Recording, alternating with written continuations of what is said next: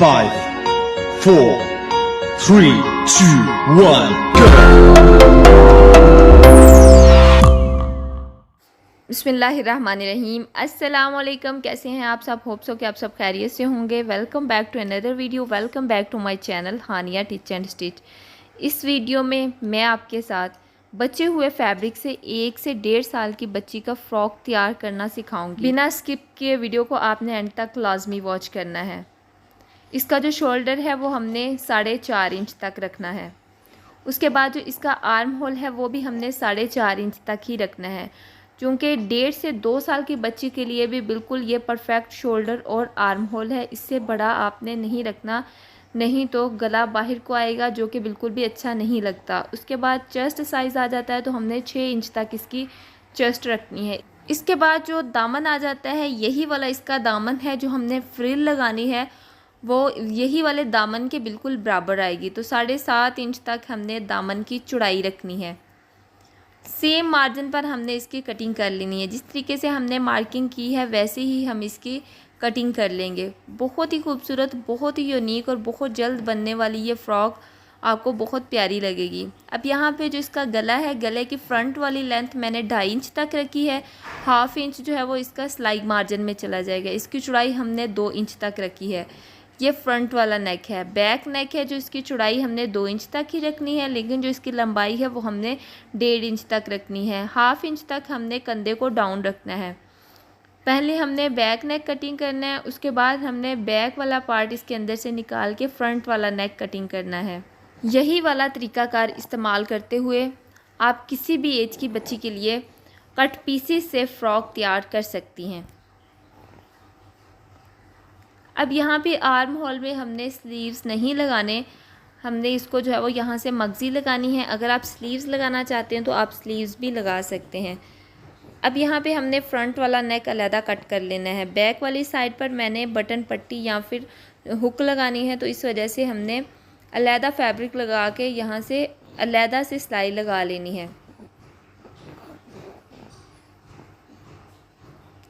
इसके बाद सेंटर से कट लगा के हम इस फैब्रिक को फ़ोल्ड कर लेंगे। फैब्रिक फ़ोल्ड हो चुका है। अब हमने कंधे अटैच करने हैं, तो कंधे अटैच करने से पहले फ्रंट वाली साइड पर मेरे पास लेस बची हुई थी कट पीसेस में से, तो वो हमने फ्रंट वाली साइड पर लेस लगानी है। अगर आपके पास लेस नहीं है तो आपने यहाँ पर एक बटन पट्टी बना लेनी है, लेकिन अगर इस तरीके से हम लेस लगा लें तो इसकी लुक बहुत ही खूबसूरत आती है। अगर फिर भी आपके पास कोई बटन पट्टी भी आप नहीं बनाना चाहते हैं तो ट्राउज़र वाला जो फैब्रिक है उसकी पट्टी बना के भी आप यहाँ पे लगा सकते हैं। अब इसके बाद हमने इसके कंधे अटैच करने हैं।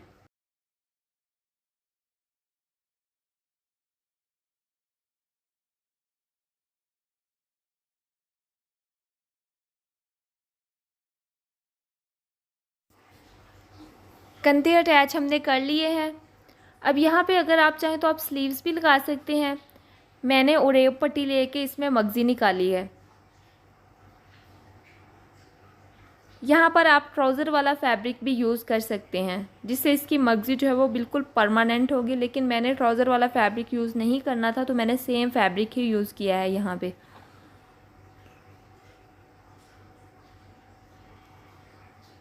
ऐसे ही हमने दूसरे आर्म होल पर भी मगज़ी निकाल लेनी है। इसके गले पर भी हम ऐसे ही मगज़ी निकाल लेंगे।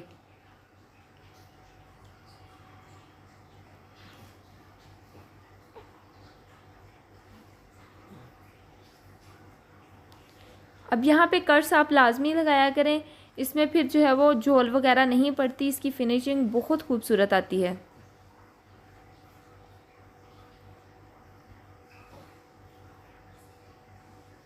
मगज़ी मैं यहाँ पर एक पैर की निकालूंगी, आप कम या ज़्यादा कर सकते हैं।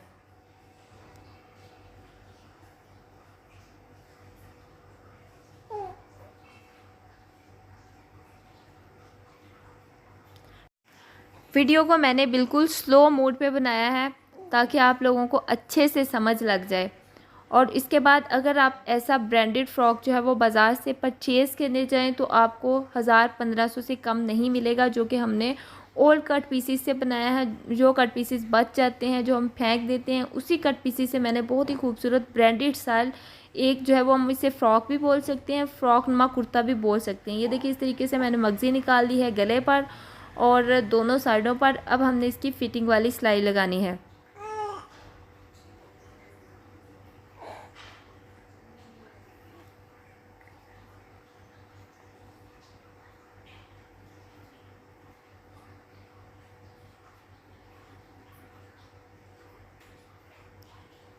ऐसे ही हमने दूसरी साइड पर फिटिंग वाली सिलाई लगा ली है।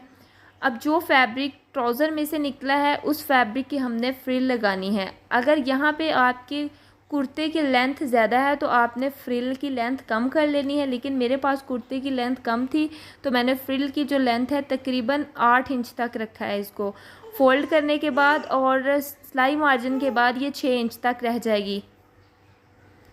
3 पीसेस से मेरे पास, तो तीनों पीसेस को मैंने राउंड में सिलाई लगा ली है, यानी कि तीनों को ही मैंने आपस में सिलाई लगाकर जोड़ लिया है। जैसे ही राउंड में हमने सिलाई लगाई है, फ़्रॉक को सिलाई लगाई है, वैसे ही हमने फ्रिल को सिलाई लगानी है। उसके बाद हमने इसको फ़ोल्ड कर लेना है एक साइड से और दूसरी साइड से बड़ा टांका करके हमने इसकी इसकी चुनट इकट्ठी कर लेनी है।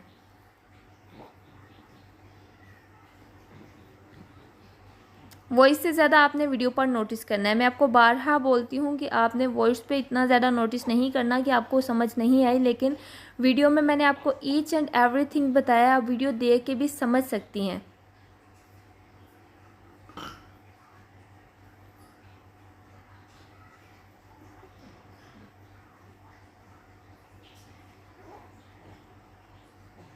अब यहाँ पे डबल धागा करके मैंने सिलाई लगा ली है और यहाँ पे मैं धागे को खींचकर बिल्कुल फ्रंट और बैक के बराबर चुनट कर लूँगी।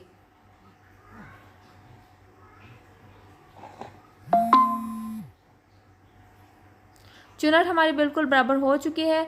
अब हमने एक साइड से लगानी स्टार्ट करनी है और राउंड में हमने ये फ्रिल लगा लेनी है।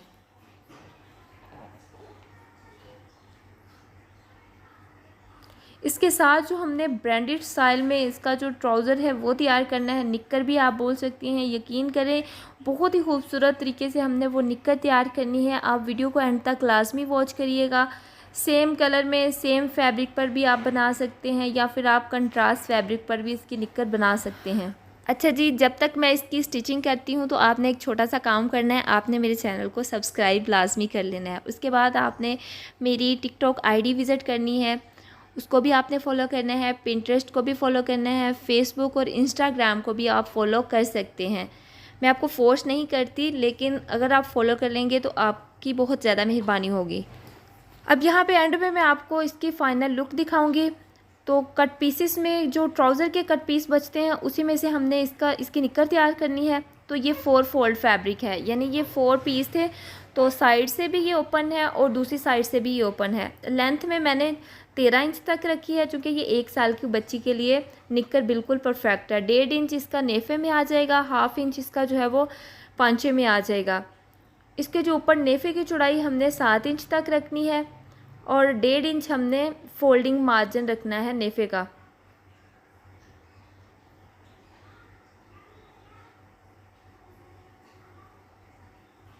यहाँ पे जो इसकी क्रॉस लेंथ है वो भी हमने कम ही रखनी है, क्योंकि इसकी क्रॉच की जो चौड़ाई आ जाती है वो काफ़ी ज़्यादा आ जाती है, जिससे बच्चे को मसला नहीं होता। मैं यहाँ पे तकरीबन 7 या 6.5 इंच तक जो है वो यहाँ पे इसको रखूँगी। और जो क्रॉच की चौड़ाई हमने रखनी है वो जितनी भी यहाँ पे इसकी चौड़ाई आ रही है वो मैं सारी इस तरीके से गुलाई की इसको शेप दे दूँगी।